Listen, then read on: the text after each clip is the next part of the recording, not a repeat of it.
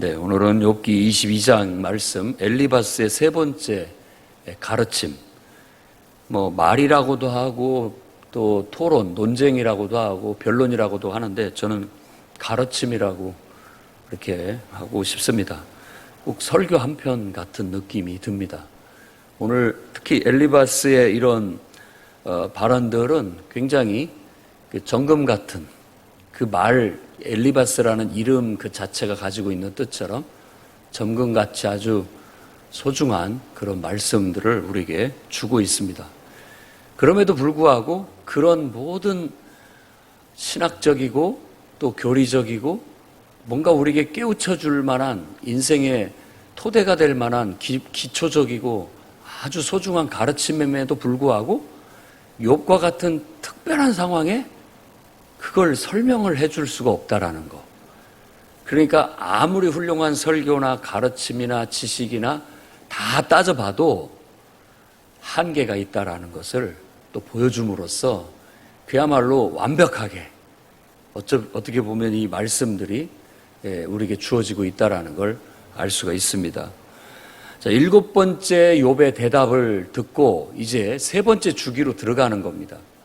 그러니까 이제 친구들의 대답이 세 번에 걸쳐서 쭉쭉 이루어지는데 이제 이 엘리바스 그리고 또 빌닷, 근데 소발은 나오지 않습니다. 세 번째 주기에는. 아무튼 친구들의 이야기가 이렇게 나오는데 그것은 7번째 욥의 대답에 악인이 형통하는 것 그거 어떻게 설명할 것이냐, 그리고 하나님이 악인에게 벌을 그렇게 내린다라고 보기도 어렵다라고 그런 식의 의문을 제기합니다. 오히려 악인이 더 잘 되더라 이런 얘기를 하는 거예요. 경건하고 의를 행하는 사람들보다도 악행을 저지르는 사람들이 더 유익을 많이 얻더라. 그러면서 그들이 자만하며 말하기를 야, 하나님 기도는 뭐라고 하냐, 안 해도 다 잘 되는데, 이런 식으로 얘기하는 것에 대해서 냉소적인 그런 표현이죠. 그렇게 얘기를 하는데 그것을 듣고 있노라니 엘리바스가 이제 이와 같은 답변을 하게 되는 겁니다. 2절 말씀에 사람이 어찌 하나님께 유익하게 하겠느냐, 지혜로운 자도 자기에게 유익할 따름이니라. 새로운 이제 논쟁거리, 주제가 새롭게 제기되는 그런 부분이라고 할 수 있겠습니다. 지금까지는 똑같은 얘기를 두 번에 걸쳐서 반복했어요. 권선징악. 그러니까 하나님은 의로운 자에게는 형통함을 주시고 악인에게는 몰락을 주신다라는 그런 가장 기초적인 도덕적인 윤리, 기초, 그리고 또 이 세상의 기초, 이런 것들을 가지고 계속해서 설득을 해왔습니다. 그런데 이번에는 좀 초점이 약간 바뀌었어요. 그건 뭐냐면 하나님께 이게 유익한 것이냐, 인간에게 유익한 것이냐라는 그런 관점으로 바뀌게 되는 겁니다. 그러니까 우리의 경건도 과연 누구를 위한 것이냐, 또 우리 사람들의 악행도 그게 누구를 위한 것이냐라는 어떤 관점에서 하나님에 대한 새로운 이해가 우리에게 주어지게 되는 것입니다. 하나님과 우리와의 관계. 내가 예배를 드리고 기도를 하면 하나님께 기쁨이 되고 하나님께 어떤 유익이 돌아가느냐, 사람이 어떤 악행을 저지른다고 하나님께 해가 되느냐, 그걸 한번 생각해 보라는 거예요. 우리는 보통 그런 식으로 기본적인 교리에서 설명을 합니다만 사실은 하나님에 대한 참된 이해, 더 큰 이해를 하다 보면 하나님 앞에 우리가 악행을 저지른다고 무슨 해가 되겠고, 우리가 하나님을 위해서 헌금을 드리고 어떤 봉사를 하고 섬긴다고 해서 그분의 어떤 유익이 돌아가느냐, 그렇지 않다라는 큰 깨달음을 우리에게 주는 거예요. 하나님은 어떤 분이에요? 하나님은 크신 분이에요. 그래서 부족할 것도 없는 분입니다. 그래서 우리가 어떤 헌금을 하고 또 봉사를 하고 하나님 앞에 경건을 행한다고 할지라도 돌아갈 것이 없고 또 해로울 것도 없다. 그런 어떤 하나님에 대한 새로운 이해를 우리에게 주고 있습니다. 그러면 도대체 우리가 하는 경건은 의로운 행위는 뭐 누구를 위한 것이냐? 다 바로 자기 자신을 위한 것이다. 자기에게 유익할 뿐이다라는 것. 그러면 여기에서 십계명은 하나님을 위한 겁니까? 인간을 위한 겁니까? 선악을 알게 하는 나무의 실과를 먹지 말라 한 것은 하나님을 위한 거였습니까? 인간을 위한 것이었습니까? 이렇게 따져보게 된다면 결국은 그 모든 것들이 인간의 복지를 위한 거예요. 인간의 복리를 위한 거라는 거예요. 다.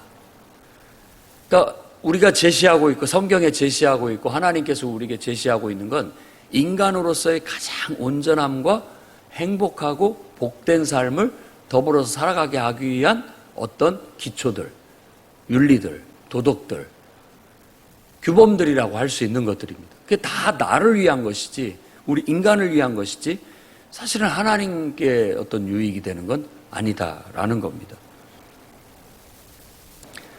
그런 논리로서 이제 엘리바스가 이걸 딱 논리를 끌어들여 가지고 새롭게 욥에게 가르침을 주고 있는 거예요. 그래서 결국은 따져봐라. 하나님이 어떤 이익이 되고 해가 돼가지고 너한테 어떤 것을 했다라고 생각하지 마라. 자꾸만 하나님께서 나에게 벌을 주셨다라고 욥이 주장을 하고 또 악을 행하는 사람에게도 하나님 벌을 내리는 것 같지가 않다라고 얘기를 하자 결국은 이런 논리를 끌어와서 다시 한번 욥을 설득하려고 하는 겁니다. 그러니까 욥 너의 의로움과 온전함이 젖는 자에게 무슨 기쁨과 유익이 되었겠느냐라고 말하면서 이런 얘기를 하는 이유가 뭐냐? 결국은 네가 너에게 해롭게 행동했기 때문에 너에게 해로움이 찾아온 것이다 라고 그렇게 얘기를 하는 겁니다. 저는 지금 모르고 있고 또 말하지 않고 있고 우리도 모르고 우리한테도 숨기고 있지만 네가 뭔가 해로운 일을 했기 때문에 너한테 해로운 것이다. 그러니까 따지고 보면 심은 대로 거둔다라는 어떤 그런 논리가 이 맥락, 이 하나님에 대한 주장으로 하나님을 변호하면서 욥을 설득하는 그런 아주 논리적인 그런 주장이라고 볼 수가 있습니다. 그래서 결국은 네 죄악이 끝이 없기 때문에 결국 이와 같은 지금 엄청난 몰락이 저주가 찾아온 것 아니겠느냐라고 말하고 있는 거예요. 엘리바스는 늘 객관적으로 얘기하려고 하는 겁니다. 이 사람을 욥이다라고 딱 지정하기보다는 이런 사람에게 이런 일이 벌어진다라고 얘기를 하는데 알고 보면 욥을 거기다가 이렇게 매치시키고 있기 때문에 욥에 대한 어떤 비난이라고 볼 수가 있겠습니다. 죄악이 끝이 없는 그런 사람에게 결국은 그걸로 인한 해로움이 찾아온 거 아니냐. 그 죄악이라는 것은 사람을 착취하고 학대하고 또 자기 자신만 호의호식한 거. 한번 이 죄를 곰곰이 한번 묵상해 보시기 바랍니다. 악행이라고 말하는 것을 가만히 보면 우리가 다른 사람을 배려하지 않고 다른 사람에게 어떤 뭔가를 선을 베풀지 않은 것도 악으로 규정하고 있다라는 거예요. 자기 자신만 호의호식할 줄 알았지 누구 하나 어려운 사람을 돌봐줄 줄 몰랐다라는 것을 죄악으로 지정을 하고 있다라는 것도 우리가 귀담아 봐야 할 내용이라고 볼 수 있습니다. 그러니까 우리가 열심히 노력해서 내가 성실히 행해서 바르게 행해서 내가 잘 사는 건 굉장히 중요한 일입니다. 잘 살고 내가 얼마든지 내가 하고 싶은 것을 할 수 있고 누리고 싶은 걸 누릴 수 있지만 그런 속에서 우리가 주변에 어려움을 당하고 있는 좀 도움을 필요로 하는 사람들에게 도움의 손길을 베풀지 않는 것도 이것도 의롭지 못하고 악행이라고 말하고 있다는 걸 기억하고 진정으로 하나님의 창조주의 뜻은 우리가 더불어 잘 사는 것이라는 거. 내가 바로 서고 다른 사람들도 세워주는 그런 손길을 내미는 것이 하나님의 뜻이라고 우리가 알아야 되겠습니다. 결국 이와 같은 일을 제대로 하지 않았기 때문에 너에게 올무가 찾아오고 큰 두려움이 찾아오고 어둠이 찾아오고 홍수처럼 이와 같은 재앙이 밀려온 것이 아니냐라고 설득하고 있습니다. 그러면서 12절에서 20절에는 높은 하늘에 계신 하나님을 언급합니다. 하나님은 높은 하늘에 계시다라고 말하는데 결국 뭐냐? 하나님이 너무 높이 계셔가지고 하나님은 우리 땅의 삶을 개입하시지 않는 거 아니냐, 보지 못하신다라고 그렇게 말하는 욥의 주장을 비난하고 있는 겁니다. 하나님이 악인을 벌하시는 것 같지도 않고, 의인을 형통하게 해주시는 것 같지도 않고, 하나님이 그런 면에 그 자기 심정을 얘기했을 때 네가 그렇게 얘기하는 것 그 자체가 바로 악한 것이다. 그런 생각 자체가 악한 것이다. 왜냐하면 성경에서의 악은 하나님이 없다라는 겁니다. 그러니까 하나님이 없으니까 자기 멋대로 하는 거죠. 성경에서의 경건과 의는 뭐냐?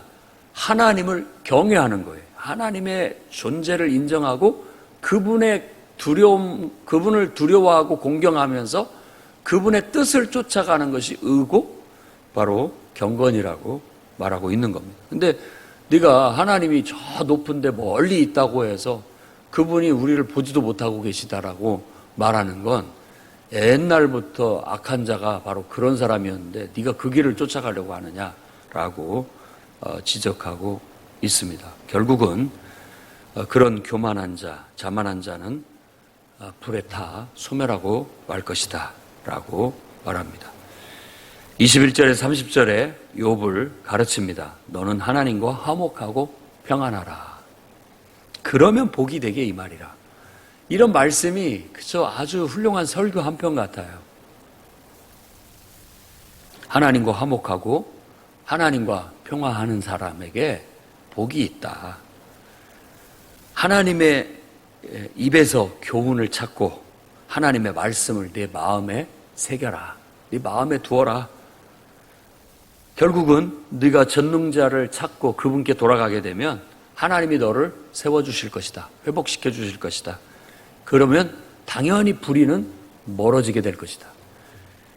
불의와 싸울 일이 아니라 하나님을 가까이 하면 불의가 자연스럽게 내 삶에서 멀어지게 된다라는 그런 아주 훌륭한 가르침을 그 속에 두고 있습니다. 그렇게 되면 네가 전능자 그 자체를 네 인생의 보화로 여기게 될 것이다. 너무나도 귀한 존재로 그분을 생각하게 될 것이다. 돈보다도 어떤 물질보다도 더 귀한 분이 하나님이다라는 걸 깨닫게 될 것이다 라고 말하고 있습니다. 전능자를 기뻐하고 그분께 네 얼굴을 들어라. 그분을 바라봐라. 이런 뜻이죠. 그분 앞에 기도하면 그분은 들어주실 것이고 네 서원 갚아주실 것이다. 하나님은 겸손한 자를 구원하신다. 설령 죄가 있다 할지라도 겸손히 내가 자만했습니다. 교만했습니다. 내가 죄인입니다. 라고 자신을 낮추는 자를 하나님은 이렇게 세워주신다. 건져주신다. 라고 그렇게 설득하니 제가 들어봐도 설득을 당할 것 같은 아주 훌륭한 그런 말이고 설교인 것 같아요. 이 말씀을 듣고 은혜를 받고 정말 어떤 한 영혼이라도 변화될 수 있는 그런 역사가 있었으면 좋겠습니다. 그럼에도 불구하고 이러한 훌륭한 말씀도 가르침도 욥에게는 해당이 되지 않는다는 거예요. 한계가 있다는 것이죠. 여기서 우리가 깊이 깨달아야 할 것은 인간의 아무리 지혜롭고 똑똑한 가르침이라 할지라도 구원의 근거를 항상 인간의 행위에 두고 있다는 것입니다. 인간의 행위에. 그러다 보면 한계가 있어요.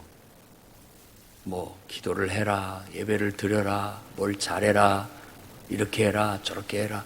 그래야 너한테 복이 된다. 틀린 말이 하나도 아니고 금쪽 같은 말씀이에요.